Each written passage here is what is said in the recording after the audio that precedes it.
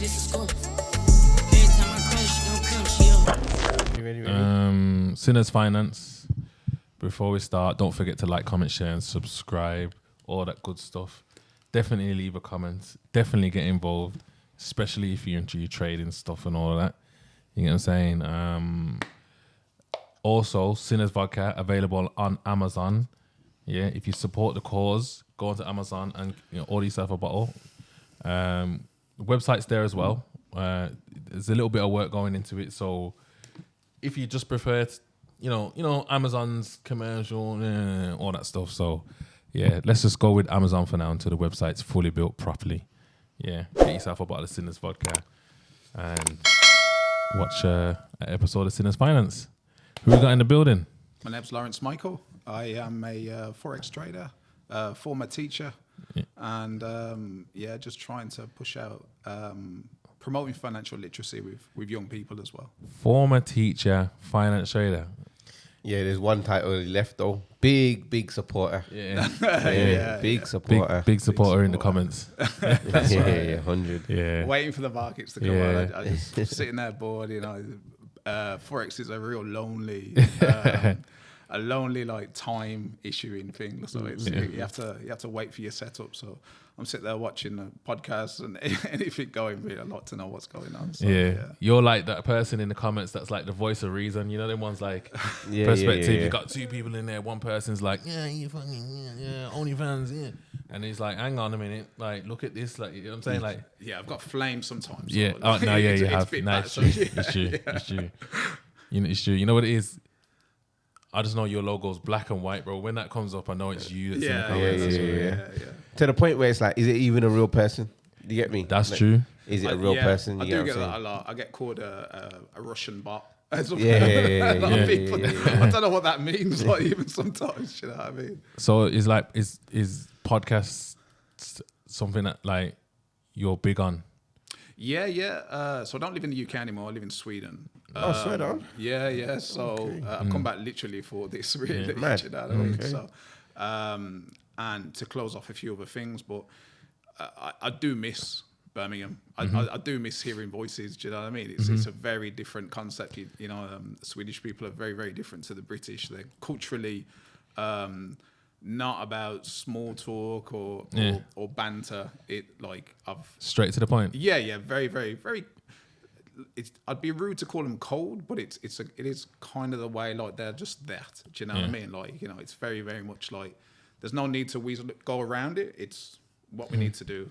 So So I do like to watch podcasts. I do like to listen to and just hear familiar voices, hear familiar accents again. Do you know what I mean? It's funny you say that. I've never heard of a Swedish comedian. Never. Not to say that I would know, because obviously they speak Swedish, but obviously like comedy and that isn't something that I would attribute to. Yeah, I think they do like a lot of irony and a bit of like experience on things, and they kind of take the mickey out themselves in a way that that's the one thing Swedish people are very, very like comfortable with. They kind of know they're a little bit odd. But in like a good way. I love Sweden. I've been there twice. Like I think Sweden's a great place. Stockholm or Stockholm, yeah. When was you gonna tell me that, bro? You been to Sweden? Yeah, I've been there twice though. Yeah. Stockholm's beautiful. Yeah, it's stunning. Proper nice, man. Like you see, like I went out there the first time in 2012, and it's just clean blood. It is. Yeah. Clean. Sweden's by Norway as well, isn't it? Yeah, Scandinavia. Yeah. Tuffy. That's where Tuffy went the other day. Yeah, man, it's proper. I'd like to go out there, to be fair. It is beautiful. It's a real change from the lifestyle, but especially what my children have. It's complete night and day, to be honest. We've gone from like it was okay. We lived in Sutton Coldfield. Things were good and things like that, but and we love the park. I grew up in Kingstanding. My mum really couldn't afford to take us on holiday. Yeah. We couldn't go on holiday, so Sutton Park was our holiday. Really, Yeah. she'd make a picnic and we'd go there. So that was like something that I always shared with my children. So I really wanted to live closer to that. And then, but it's obviously dense and there's houses everywhere, obviously. So whereas now we are fully rural. We're about an hour and a half away from Stockholm. We live on a farm. It's very, very, very different. Small cottage on the edge of a farm, so it's a real massive change from Birmingham, especially growing up. Look, I'll come from Lozells and Handsworth, so to go to even compare my my experience of growing up to theirs now is massive. There's one key thing that you said. Before he's gonna say that you're my school teacher. No. There's one key thing that you said before you came on the table, which is I don't know if I'm gonna say it, but we can blur it out. Yeah, if sure. Your partner's black, isn't she? No, my partner's Thai. Yeah, Oh, yeah. So we've okay. been together 20 years. Yeah, because you said that your children were my mixed. children are mixed race. Yeah. Well, I lived in Thailand for 4 years. Okay. Yeah. So, which is everyone know it's. I'll tell you funny. When we came back from England, came back from Thailand, I come to see my mum, and I told my mum I've hooked up with a Thai girl, and she was very, very cliche. She was like, "Oh God," do you know what I mean? Yeah. Like, are you sure it's not? All of these things. My mum completely destroyed me for, because she was very, very much of her time period. Do you know what I mean? She was a war baby. Very, very much didn't travel. Straight to the point, kind of. Yeah. Very, very, very, very, very focused on that. Very British in that way. Didn't understand travel. Didn't understand getting on an airplane and going 12 hours away or whatnot. And she asked me all these questions.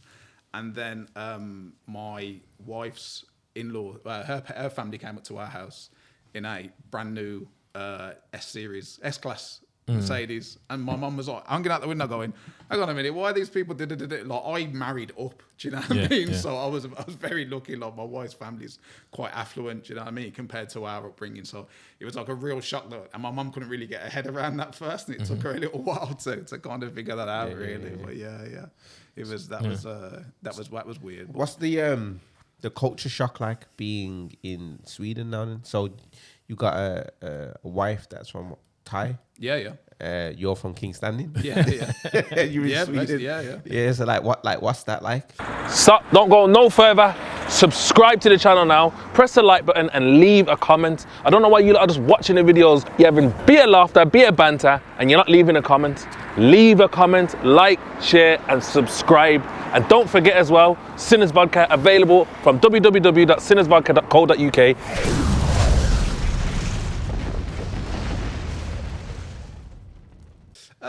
I mean, a lot of people think that like Sweden's got like this.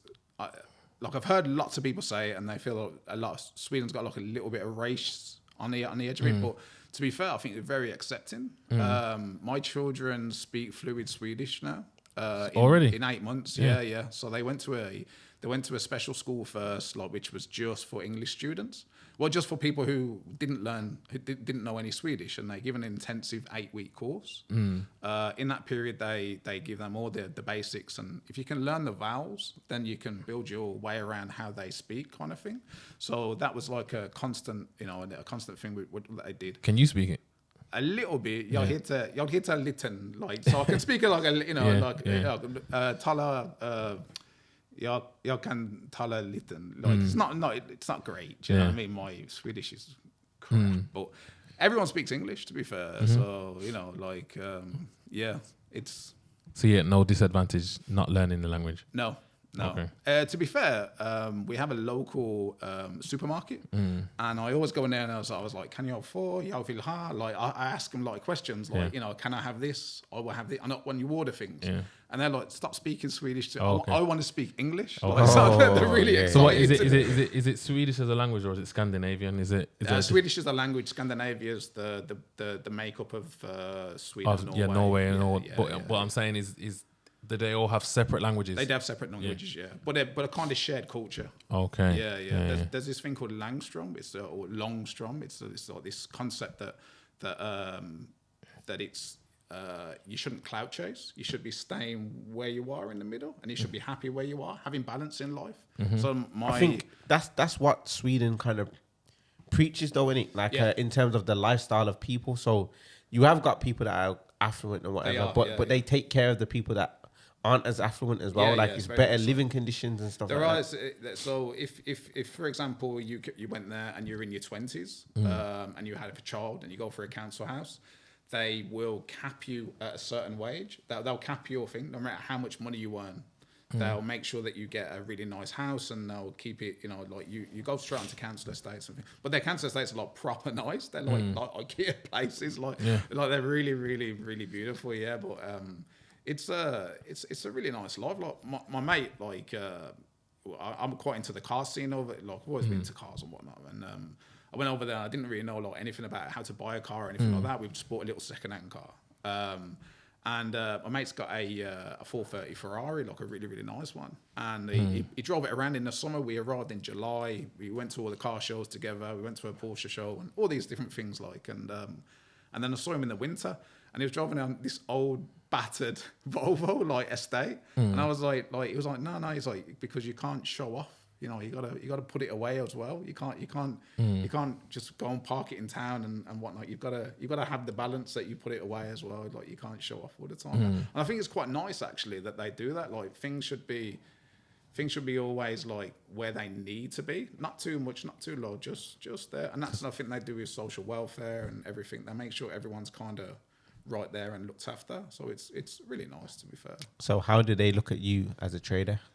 You can't speak of it. That's the thing. It's not something to speak of. But it is funny because slowly they've started to discuss it more, because 80% of Swedish people invest in funds. Okay. Whereas in the UK, I think it's about 38%. Yeah. So it's a very much like financial literate country. Every morning on the breakfast, they have crypto news and they have stock news, which is something that we don't really have. You wouldn't want to turn on This Morning and watch something like that, would you? But it's very normal over there that's part of their, thing for children. Like, my children are being taught about investments in primary school. It's really strange. Like that's strange. Is yeah. that strange? That's I think it's great. Yeah, I think it's fantastic. They say strange in comparison to what they do. Yeah, that's what I'm saying. And I'll actually give you an anecdote about that. So when I was a teacher, I used to have like a form group, and so I was talking to all the kids. What school? So am I allowed to stay at school? Well, you're not there no more. You can, yeah. I don't know. What area? Sutton Coldfield. Oh, okay. Yeah. It's probably his school. Nah, you didn't teach at John Wilmot. No, I didn't teach John Wilmot. You look like you was. I taught over the road from John Wilmot. See, I was gonna say Fairfax. I was gonna say that. I was gonna say you look like a Fairfax guy. Yeah.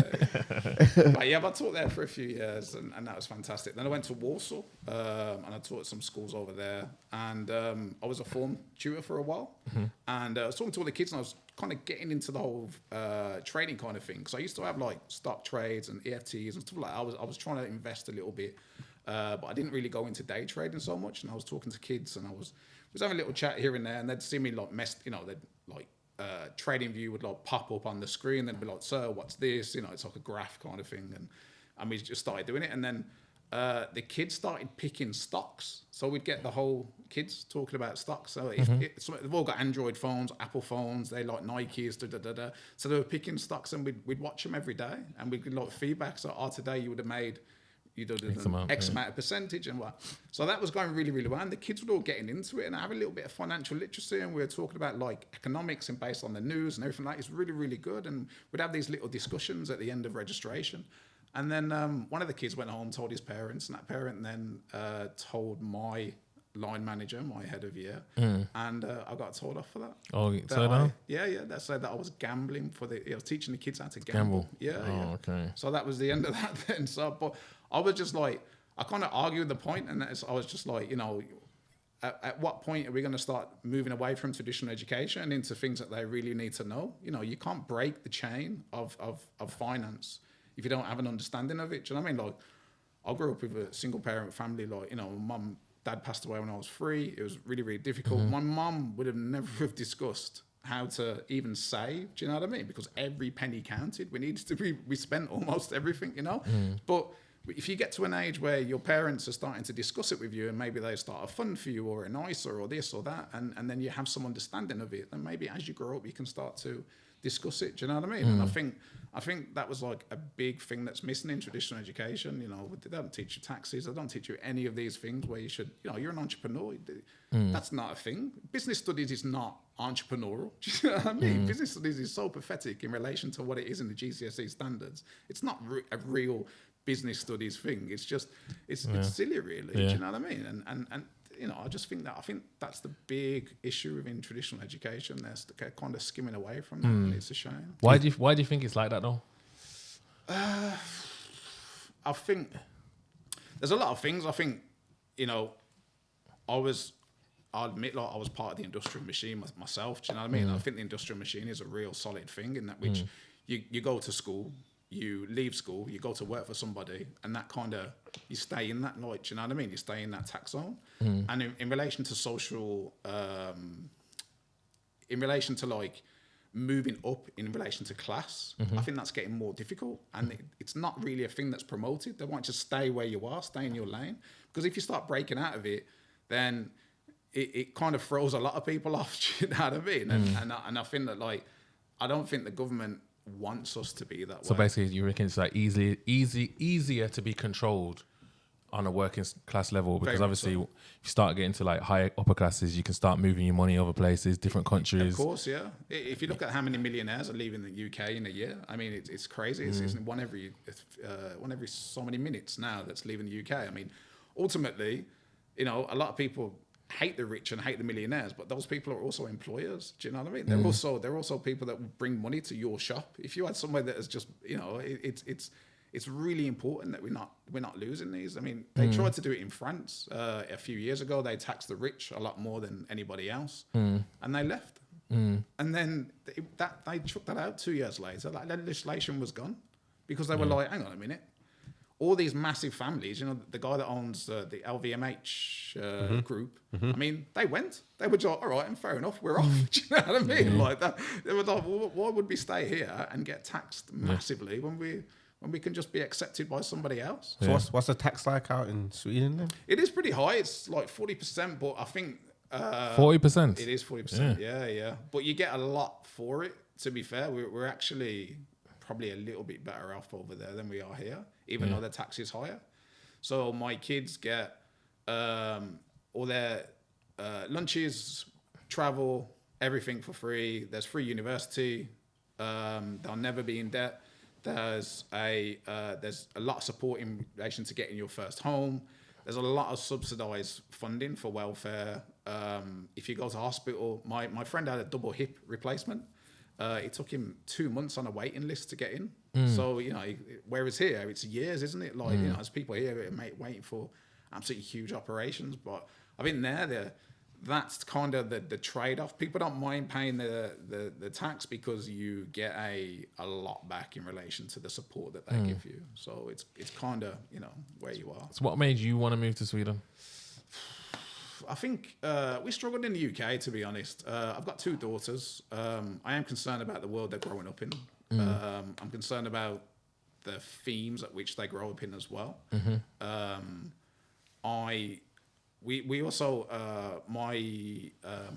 I travelled a lot, and my mum was my magnet to come back to the UK. She was an amazing lady, and when she passed away, she knew that would probably be it for me for the UK.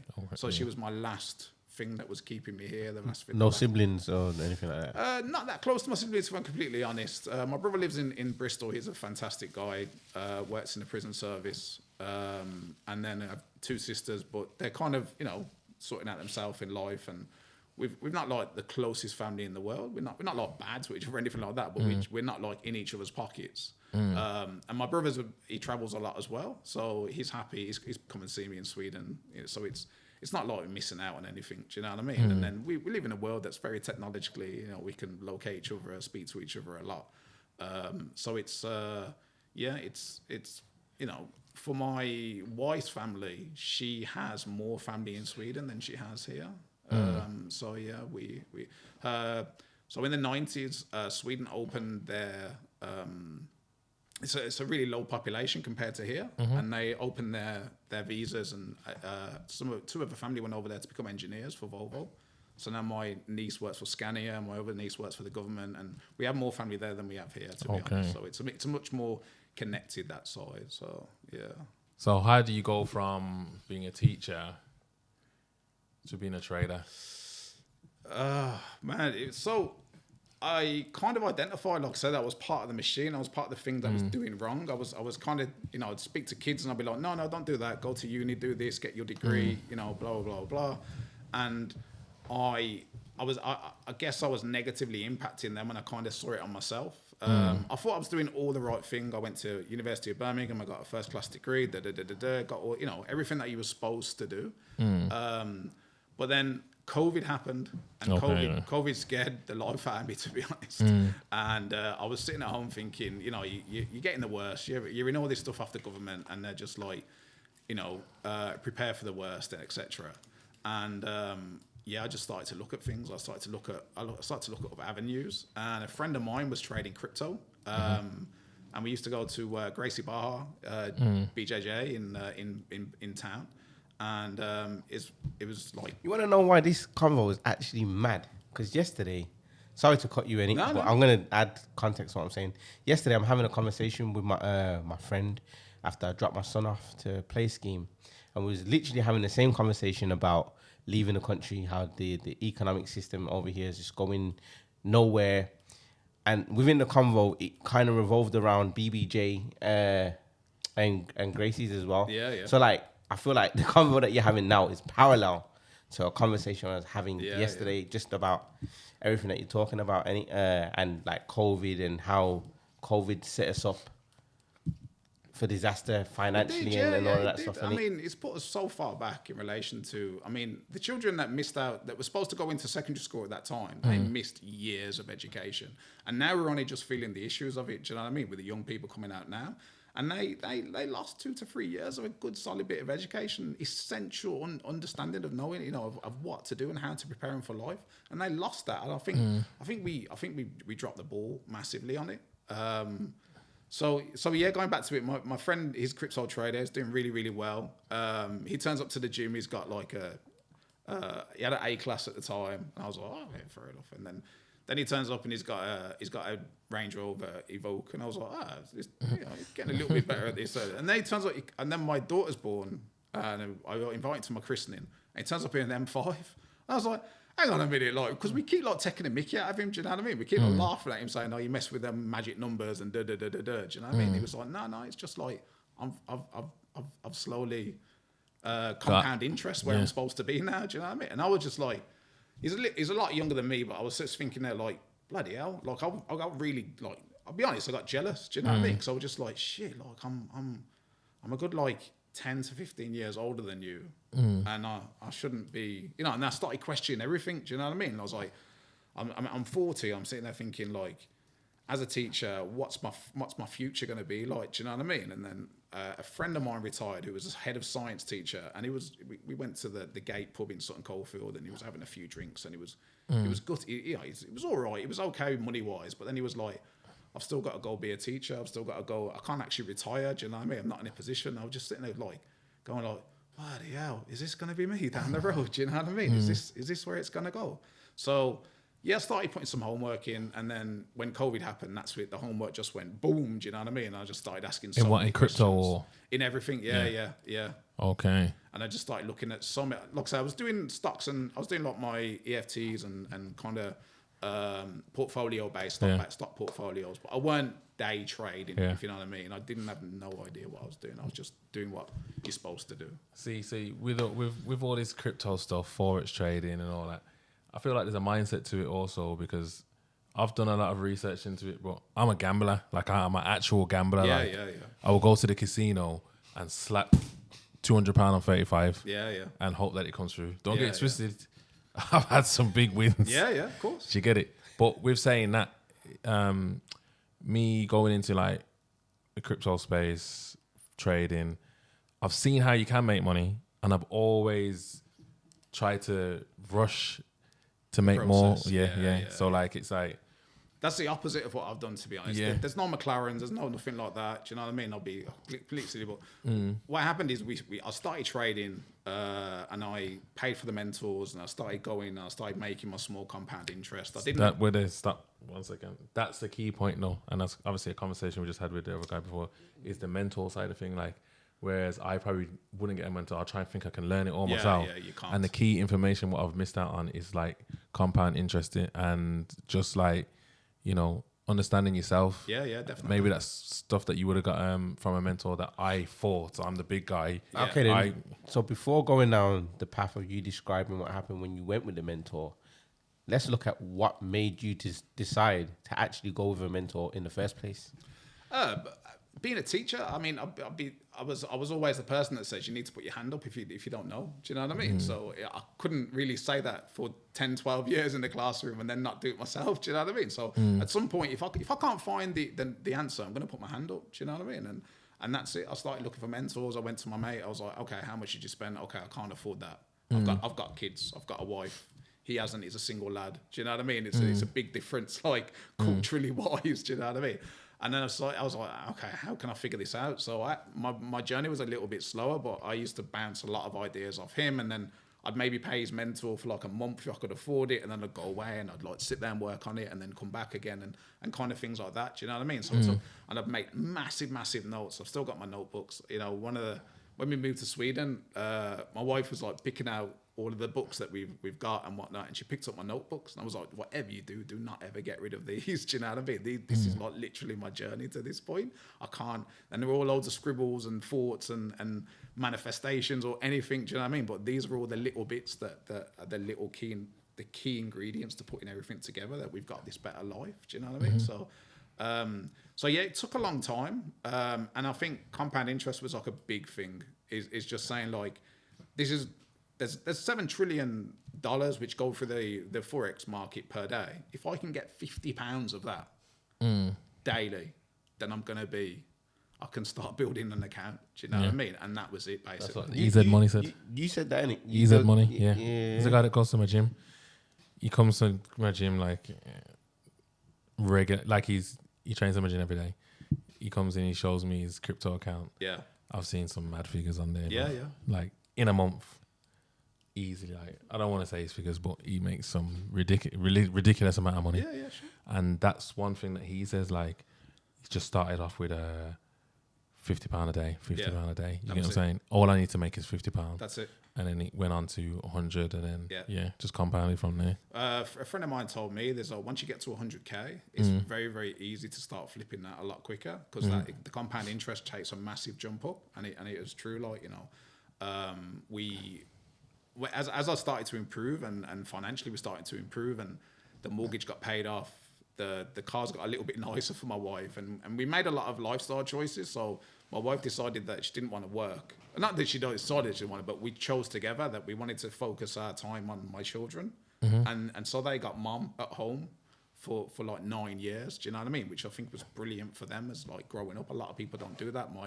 Some of my friends, like, they had to go straight to work, or their missus went straight to work, and the kids were in larks and owls in the morning and breakfast clubs and this and that. So we did it slowly, but invested in our family. Do you know what I mean? And we made sure our family was the secure thing. Do you know what I mean? Like the whole fakeness of Forex and the fakeness of crypto is just something I'm not very interested in whatsoever. I love that we live in a cottage in the middle of the farm, and we own our bit, and we haven't had a mortgage forever. Do you know what I mean? And we've owned everything that we've ever bought. So we've just always made sure that we like that. Do you know what I mean? Yeah, man. That's sick. Here it is. So where would you say you're at now with it then? Right now I'm educating, so I have a education service where I've just been part of this team. They took me on 2 months ago. They're an online education service. So I teach 3 times a week on that, and I help other people trying to understand this. A lot of my audience is parents, people that want to invest for their children's future. Both of my children have got crypto accounts. If they wanted to right now, they could buy houses, each one of them. One of them's 7 and one of them's 10. But I've made sure that all of these things are ready for them. Do you know what I mean? So they don't have to repeat my past life, really. Do you know what I mean? My mum struggled. Like I said, we lived in Handsworth, and it was a difficult time. My dad died when I was 3. Money wasn't there, so I kind of wanted to break that. And I know it sounds really cliche to break like the chains of like, you know, generational wealth, etc., but I wanted to stop that. Do you know what I mean? As soon as I could, so I wanted to make sure that I built a future for them. So that's a lot of where everything's gone, and this move to Sweden is like the next natural step to ensure that, like, you know, we've put a deposit down on another house in Sweden now, and it's I couldn't have done that as a teacher. I couldn't be where we are now, freer. Do you know what I mean? How long's the journey been then? This will be the 6th year in September. Okay. Yeah. So Let me ask you a question. What do you think of influencers, sending people to trading groups And selling signals like and all that. like HS? I think it's a scary notion, but to be honest, because that's where the gambling effort comes in. And I think like a lot of people show this amazing lifestyle and easy. Forex trading and trading in general is like the hardest way to make easy money. That's like the easy. There's so much going on in relation to the time frames, using like higher time frame bias to input a smaller time frame execution. It's a lot. It's not an overnight thing. Signals are good, but it depends on who. I wouldn't take a signal off an influencer, but I would take a signal off a trader who's got a few years of experience. I'm not like ego driven to say I wouldn't take your trades or anything like that. But I think like if you're going to pay a subscription or you're going to pay money, I want to see the reason why you're going to pay for that. Do you know what I mean? Like I'm very open book on my Instagram. There's literally 4.5 years of withdrawals and results from daily. Do you know what I mean? And I keep that on there because you can, if you ask me a question, I'm very, very honest to reply to you, but I'm also saying like it's not been easy and here's why. It's like there's the evidence to tell you that it's not an overnight thing. But I think that like everybody should have an understanding of financial literacy. Whether it's Forex, whether it's crypto, whether it's stocks, you should be pushing that for children and young people. I think that's really, really important. You see, when you say trading crypto as well, a lot of people will be thinking that you're talking about like investing in it, like putting your money in coins. But there's a difference between trading it and investing in it, isn't there? Yeah. So day trading is built on positions. So the market moves in waves. And it's very volatile, isn't it? It is very, very volatile. So volume is a big thing. You're looking for volume within the market because that volume can push the market massively. So there's the retail traders who are us, the small fries. We're a tiny percentage of the market bias. Do you know what I mean? And then you've got the institutional traders, and that's what it makes me laugh when people say, "Look, Forex is a scam," because every bank has a trading floor. There's so many hedge funds and everything that have trading floors. So where do you think your interest comes from on your account? Well, the money that's in the account is being traded, isn't it? Yeah, of course, yeah. So to say it's like it's not real or it's silly, it's just a bit, it's uneducated basically. You don't really know what's going on. But so because we're such a small percentage, that's what I'm saying. You only need to get a small point of the pie. You need the crumbs. If there's 7 trillion going through it a day and you're doing your 50 to 60 pounds, and you can compound that up to like £1,000 a day at some point and 1,500 quid a day, and slowly, it's going to really help you long term. But in relation to signals, I just think that like you should really do your homework. I don't think you should ever look at someone's Instagram and go, wow, they live in Dubai, and then okay, here's my 40 quid or something. Send me your signals, add me to your Telegram group. Because that's people's first entry to the game, and it is, yeah. Is someone trying to say you can get this lifestyle. Yeah. You get it, because don't get it twisted. I've tried it. Obviously, I've tried trading in many different ways, and I'll do things just to see how real it is, how fake it is. You know what I'm saying? Like I don't mind investing in things just to see, just to prove to myself. No, but that's a strong mindset though, because that tells you that because you're open to different things, one of those things could really work out. And I'm not saying it could be trading, could be anything, but because you're open to saying like, I need to experience it myself first and see the value in it, that's a good thing for you. And that's why I think like I think everybody should have a slight understanding of that. Do you know what I mean? My question is, what attributes of a person makes them a good trader? Patience, and being a little bit analytical. And which is why like I silly. Same with like poker. I comment on stuff. Do you know what I mean? So there's times in the day that I will trade because they're based on the pairs that I trade. So if I was to play a GJ trade, GBP, JPY, I'd do it at a London Open because it's a GBP based pair. But if I was to trade US 30, which is a stock based pair, then I'd do it at the New York Open. So I need to be patient all day, even though if it's going wild and it's going up and down. That's not my setup. That's just there for the people to get faked out. There for the people that are like not ready for the big trade to come. I want the overall move, not the short move. So I'd rather the biggest thing is just be patient with your trading. and that goes for everything as well, because getting, having a gambler mindset. I've made $1,000 today, and then I only made 200 quid. It's an emotional roller coaster ride. Yeah. So if you was to advise somebody who wants to get into it, like, what is the starting point? What's the entry point? Find somebody that you can trust. Find somebody that you can pick up send a message to and speak to, and they'll jump on and they'll have a chat to you. Basically, if someone doesn't show you their TradingView account and then shows you a little bit of technical analysis, I'd be a big red flag, to be honest. I doubt, I don't know who, HS is. I don't know if he's opening TradingView every day and sorting out his higher time frames and whatever else. Do you know what I mean? And playing with Fibonacci. I can't see him doing that. But if this is where you need to kind of find out and source where the information's coming from. Do you know what I mean? If he's got someone trading for him, that's a different game. If he's doing it himself, then fair enough. But you need to be there to be able to ask as many questions too as possible. And what is it about trading that makes it difficult? Me, the squidgy bit. It's not the numbers on the chart. It's you and me. It's the psychological side to it. Emotion. That's the bit. Yeah, massively, because you can have an amazing day and be at the top of the world, and you're like, that's it, and then you'll go one more trade, and I've fell down that. Over 6 years, I've fell down. Ultimately, it is gambling, isn't it? But so is everything in life. Most things are a gamble. There's an essential understanding of gambling with it.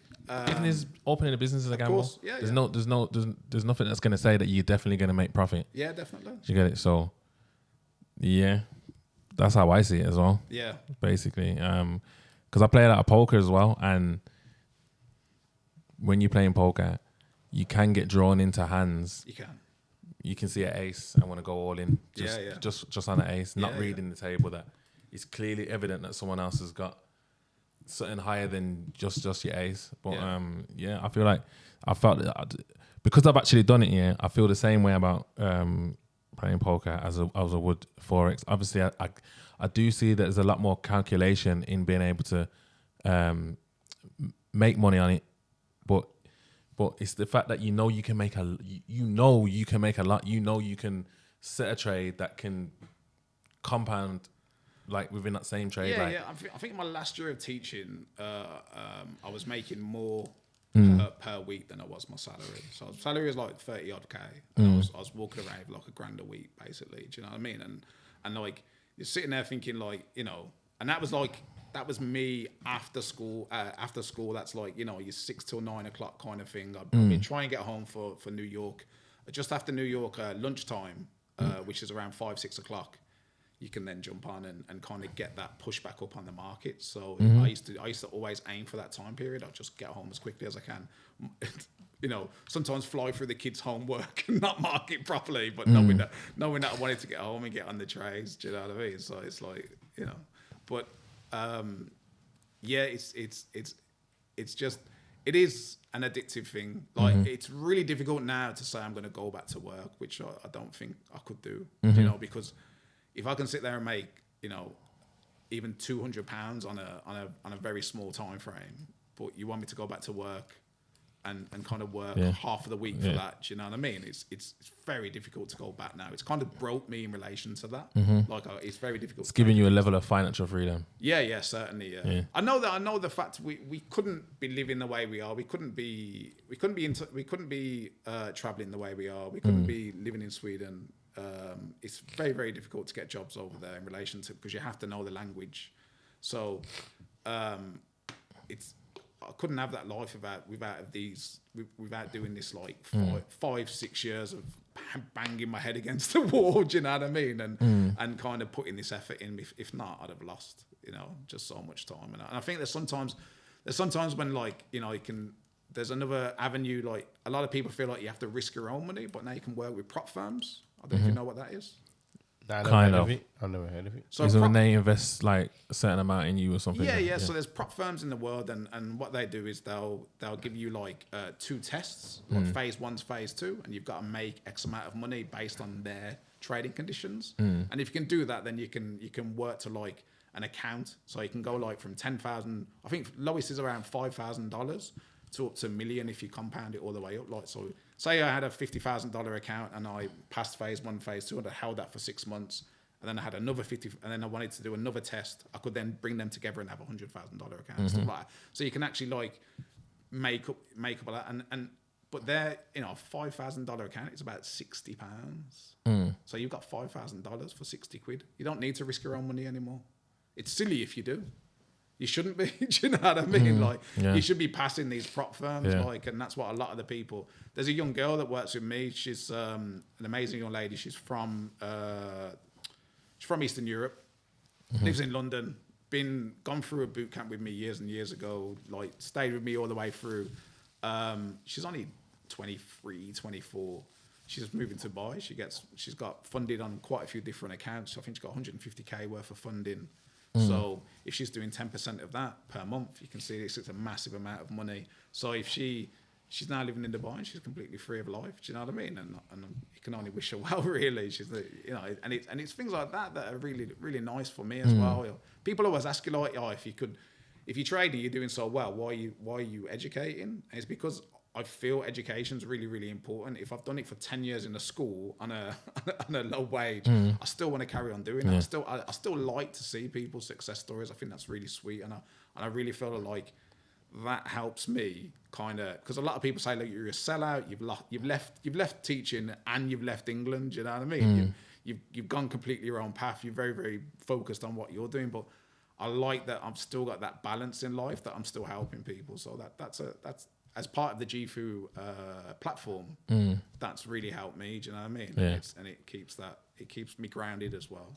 Okay. And keeps that community for me as well, because rural Sweden is very, very quiet. It can be quite lonely, and Swedish people aren't the big talkers, really. Do you know what I mean? So where can people find you then? You can find me at Forex and Fatherhood. I teach on the GFU platform 3 times a week. I do setups on a Sunday, a midweek on a Wednesday, and then a Q&A on a Friday.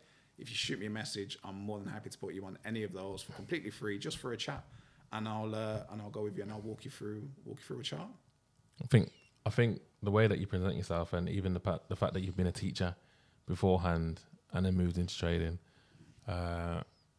will be comforting to some people that are interested in trading. Do you get what I'm saying? Because it's a dangerous world. It is a dangerous world, and signals can be dangerous. I run a signal service as well, just focused on gold. But again, completely free. My information is there. You can jump on me at any time. You can shoot me a message. There's no problem with that whatsoever. If you're looking to pass a prop firm, you can jump on the education website. I don't think that... On the next podcast, don't say jump on me anytime. Yeah, I was going to say... Yeah, I had to laugh at that, man. I had to, bro. No, man, I want to make sure that I want to put as much value out there as possible, to be honest. I would love to knock down some of these, like, horrible stories that people have been impacted by. I know a lot of people have had a massively negative experience with Forex. I'd like to fix that if I can. And I really think that regardless of where you are, even if it's just shoot me a message about a stock portfolio, like I don't mind doing that. I'm happy to do that. Do you know what I mean? I feel someone needs to stand up and give some value out there. And if it's me, then that's fantastic.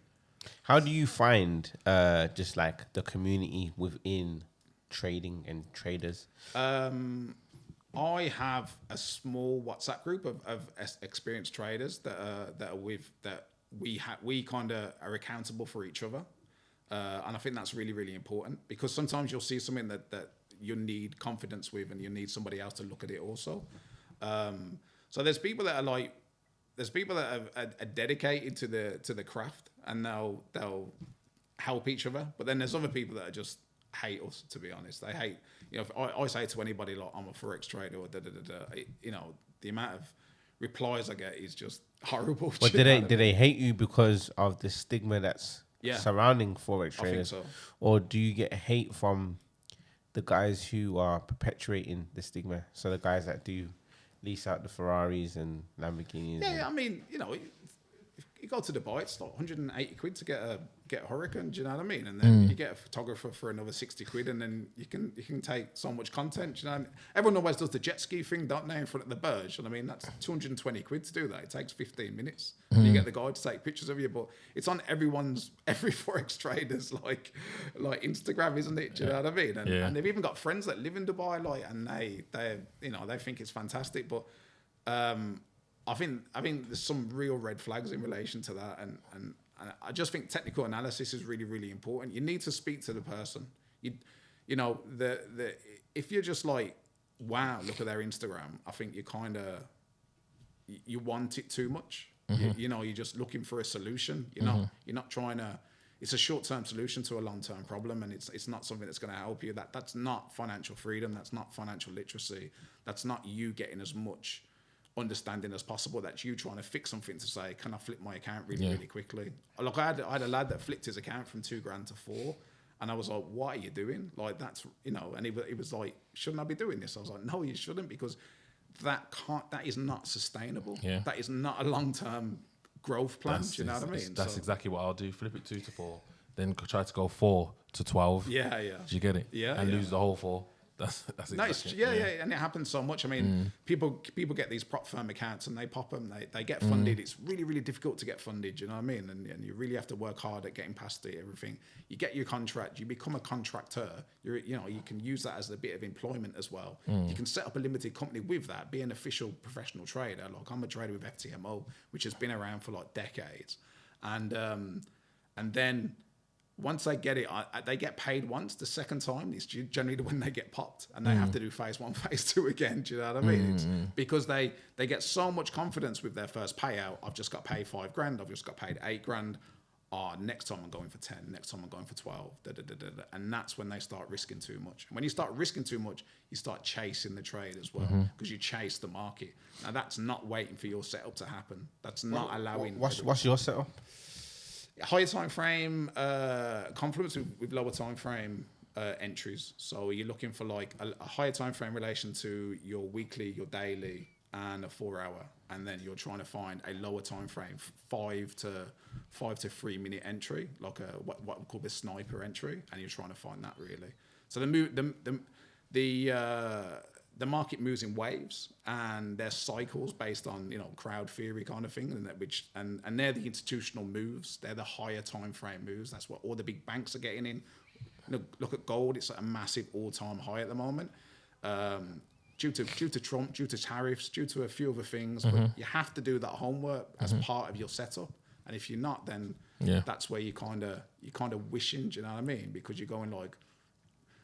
You're estimating rather than you're analysing, and that's where it starts to get a bit ropey in relation to trading. And even when you're doing that research, you got to make sure your research is up to date, because you can listen to a lot of these influencers online. Start taking information off them, and it's a bit outdated. Their content might be a tiny piece outdated. But there's lots of free information out there. Forex Factory, Forex Factory is a free piece of content that will give you the information based on all of the trades. You know, so if you're doing a pair, then you look on Forex Factory and you see if there's any news relating to that pair. So if there's something that's high volume or high volatility, you might not trade that day, because the market could be just flexing its muscles and going both ways. It's not actually going with the trend. It's just reacting to the news. So all of this information is out there. Like CNBC website is absolutely fantastic. They give pre-market news, they give market news, and they give reflective news as well. And they're all analysts from Goldman Sachs and all these different people. I wouldn't go to an influencer. I'd go and find the actual source of the money. Do you know what I mean? I think that's another short-term thing that people do. They go like, oh, he's doing well, and they're doing well, and so they just chase that. Do you know what I mean? Chase that rented Hurricane or whatever. Yeah, man. Last question from me. Do you do anything else on the side? So like, is it strictly just Forex or? We're here at the moment selling property, so we're selling our last little bits to completely finish our journey in the UK for now, to be honest. So we did diversify the portfolio a little in relation to that, but it wasn't. I passed that over to somebody, so I wanted to make a smaller amount on it, because You want to manage it. Trading is so difficult and time consuming that I'd be silly to say I'm doing this and I don't have that. That's what I was trying to get to. Like when people say I trade and I do this and I do that, like I wanted to know. You can't do that. You can't. It's tried it. It's incredibly difficult. Yeah. You cannot run several businesses and trade at the same time consistently because the time aspect of it is massive and the patience element of it is huge. So saying like I'm gonna go around doing HMOs, I'm gonna do this, or I'm gonna do that, and I'm gonna try and find people to rent, or I'm doing renovations, etc. I could not even find the time. You know, it's hard enough being a dad and being a parent and making that time to do school runs and everything else. For me to have had two other things, and you get people, I'm an expert in drop shipping, I'm an expert in this, I'm an expert in that, I'm an expert in trading. I don't see how that's possible, to be honest. I think that's a very, very difficult means of, doing it. I wanted to focus purely on one thing. I knew that if I followed it through, and I had my days where I was really struggling, I had my days where this wasn't for me, but if I followed it through all the way, then I'd make sure that it worked out long term. Yeah, man. Well, you're supposed to come in here a long time ago, obviously. We've had a few miscommunications. But we got to speak off camera anyway. But, yeah, man. Thank you for coming on. Obviously, you're on the next show anyway. Yeah. But yeah, man. Like I tell everyone else, revolving doors. So when you're back in the UK and whatever, we'll just chop it up again, bro. That's it. Yeah, I'd love to. Be honest, shout out to anybody that wants to work with me a little bit. I'd love to like show that journey and bring that person with me. So if anyone DMs me based off this, let me know. And then allow me to help you and mentor you to get to that point and come on the podcast with me. That's what I think would be fantastic. Well, there you go. Yeah, even better. So even better. Shoot me a message. Here we go, and then we'll go from that. Let me work with you and build up. Even better. We'll do that. Yeah. Thanks so much. Thank you. Proper, man. Yo, Pat just landed still. 2 sets, I'm gonna pull it down. I'm gonna check it out now.